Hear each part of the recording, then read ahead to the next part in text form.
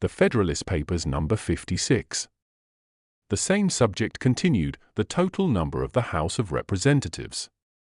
From the New York Packet. Tuesday, February 19, 1788. Hamilton and Madison. To the people of the State of New York. The second charge against the House of Representatives is that it will be too small to possess a due knowledge of the interests of its constituents.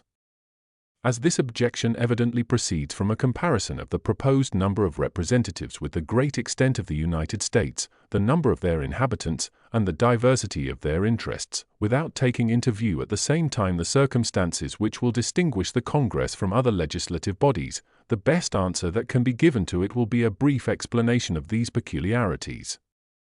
It is a sound and important principle that the representative ought to be acquainted with the interests and circumstances of his constituents. But this principle can extend no further than to those circumstances and interests to which the authority and care of the representative relate. An ignorance of a variety of minute and particular objects, which do not lie within the compass of legislation, is consistent with every attribute necessary to a due performance of the legislative trust. In determining the extent of information required in the exercise of a particular authority, recourse then must be had to the objects within the purview of that authority. What are to be the objects of federal legislation? Those which are of most importance, and which seem most to require local knowledge, are commerce, taxation, and the militia.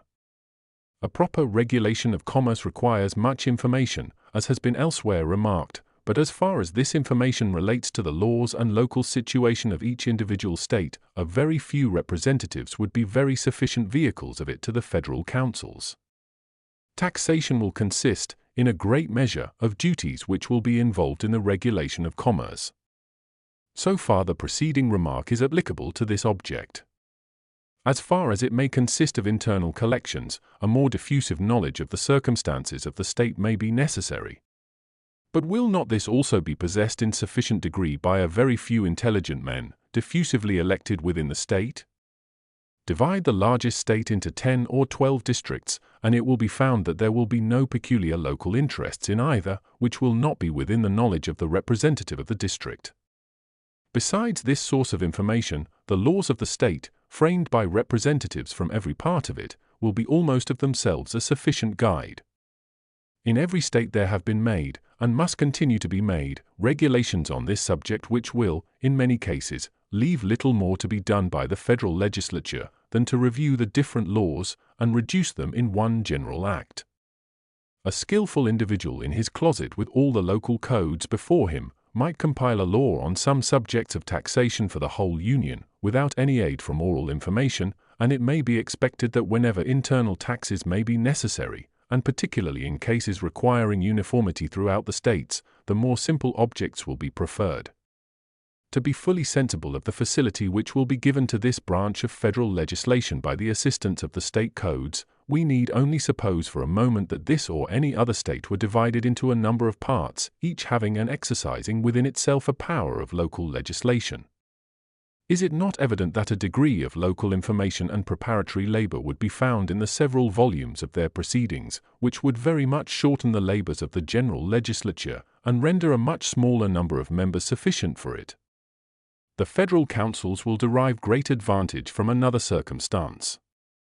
The representatives of each state will not only bring with them a considerable knowledge of its laws, and a local knowledge of their respective districts, but will probably in all cases have been members, and may even at the very time be members, of the state legislature, where all the local information and interests of the state are assembled, and from whence they may easily be conveyed by a very few hands into the legislature of the United States. The observations made on the subject of taxation apply with greater force to the case of the militia. For however different the rules of discipline may be in different states, they are the same throughout each particular state, and depend on circumstances which can differ but little in different parts of the same state. The attentive reader will discern that the reasoning here used, to prove the sufficiency of a moderate number of representatives, does not in any respect contradict what was urged on another occasion with regard to the extensive information which the representatives ought to possess, and the time that might be necessary for acquiring it. This information, so far as it may relate to local objects, is rendered necessary and difficult, not by a difference of laws and local circumstances within a single state, but of those among different states. Taking each state by itself, its laws are the same, and its interests but little diversified. A few men, therefore, will possess all the knowledge requisite for a proper representation of them. Were the interests and affairs of each individual state perfectly simple and uniform, a knowledge of them in one part would involve a knowledge of them in every other, and the whole state might be competently represented by a single member taken from any part of it.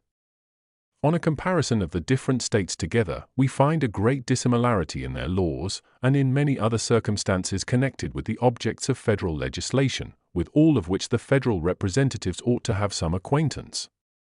Whilst a few representatives, therefore, from each state, may bring with them a due knowledge of their own state, every representative will have much information to acquire concerning all the other states. The changes of time, as was formerly remarked, on the comparative situation of the different states, will have an assimilating effect.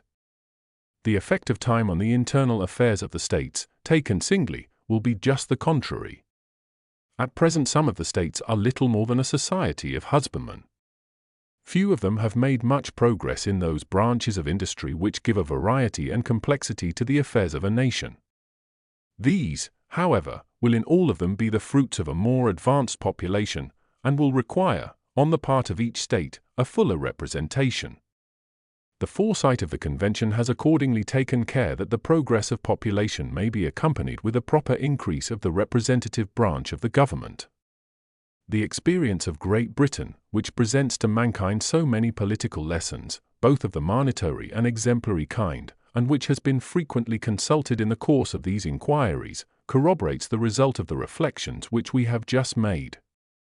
The number of inhabitants in the two kingdoms of England and Scotland cannot be stated at less than 8 millions.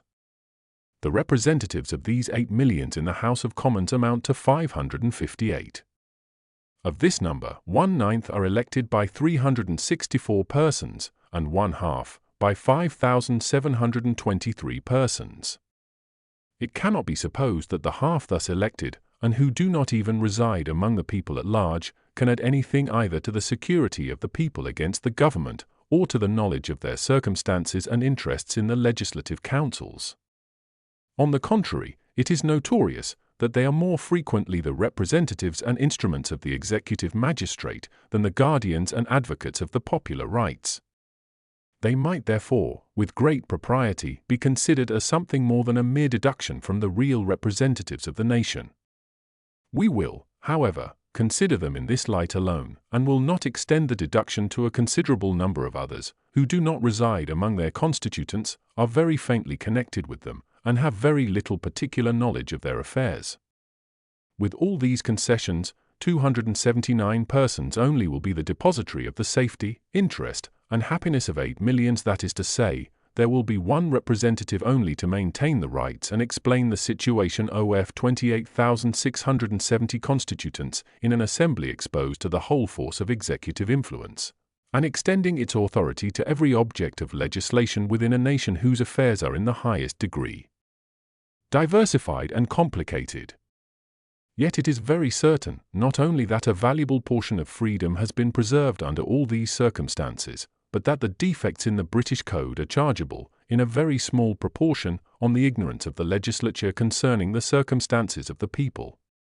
Allowing to this case the weight which is due to it, and comparing it with that of the House of Representatives as above explained, it seems to give the fullest assurance that a representative for every 30,000 inhabitants will render the latter both a safe and competent guardian of the interests which will be confided to it. Publius.